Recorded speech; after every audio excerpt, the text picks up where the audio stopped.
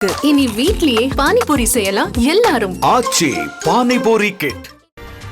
Madurai K நகர் பகுதியில் உள்ள ஸ்ரீ இளம் மழலையர் பள்ளியில் விளையாடி கொண்டிருந்த சிறுமி தண்ணீர் தொட்டியில் விழுந்து உயிரிழந்த சம்பவத்தில் பள்ளியின் தாளாளர் கைது செய்யப்பட்டார். இந்த துயர சம்பவம் நடந்தது எப்படி என்பது குறித்து சம்பவ இடத்திலிருந்து விளக்குகிறார் எமது செய்தியாளர் பாலமுருகன். இந்த சம்பவம் எப்படி நிகழ்ந்தது, அது தொடர்பான விவரங்களை வழங்கலாம்.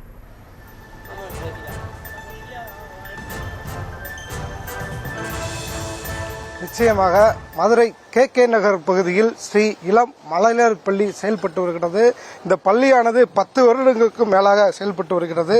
இந்த பள்ளியில் இங்குதான் ஆருத்ரா என்கிற 4 வயது சிறுமி பயின்று வருகிறார். இவருடைய தாயார் அதிகாலையில் இந்த பள்ளியில் விட்டு அவருடைய இல்லத்திற்கு சென்றிருக்கிறார்.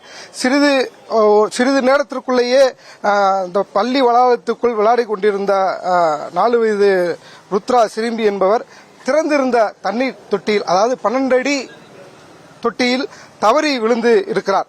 15 நிமிடம் கழித்தே அந்த பள்ளியில் உள்ள ஆசிரியர்கள் கவனித்திருக்கிறார்கள். அதற்கு பிறகு தீயணைப்புத்துறையினருக்கு தகவல் தெரிவித்திருக்கிறார்கள். அதன் பிறகு 30 நிமிடம் போராடி அந்த 4 வயது சிறுமியை மீட்டு அருகே உள்ள அரசு மருத்துவமனையில் சிகிச்சைக்காக வைத்திருந்தனர். பின்பு சிறிது நேரத்திலேயே பரிதாபமாக அந்த 4 வயது சிறுமி உயிரிழந்திருக்கிறார். இதனைத் தொடர்ந்து பள்ளி தாளாளர் திவ்யாவை காவல்துறையினர் கைது செய்திருந்தனர். அதனைத் தொடர்ந்து 4 ஆசிரியர்களையும் கைது செய்து வருகிறார்கள். மேலும் சம்பவ இடத்தில் காவல் துணை ஆணையர் அனிதா விசாரணை மேற்கொண்டு வருகிறார்கள். பள்ளியில் உள்ள சிசிடிவி காட்சிகளை ஆய்வு செய்து அதன் அடிப்படையில் இந்த 5வரையும் கைது செய்திருக்கிறார்கள். இதேபோல் இந்த பள்ளி தொடர்ந்து நடைபெறுமா இல்லை சீல் வைத்து மூடப்படுமா என்று விசாரணை நடைபெற்று வருகிறது. இதேபோல் மதுரையில் 200க்கும் மேற்பட்ட மழலையர் பள்ளி, அதாவது அனுமதி வாங்காமல் மழலையர் பள்ளி செயல்பட்டு வருகிறது. அந்த பள்ளியில் மீதும் நடவடிக்கை எடுக்க வேண்டும் என்று சமூக ஆர்வலர்கள் தெரிவித்திருக்கிறார்கள்.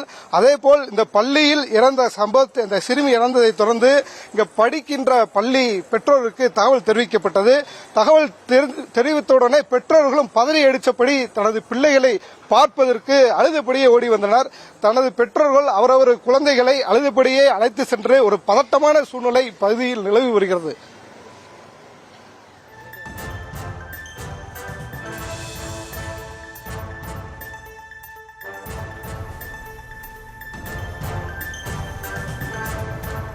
விவரங்களுக்கு நன்றி பாலமுருகன்.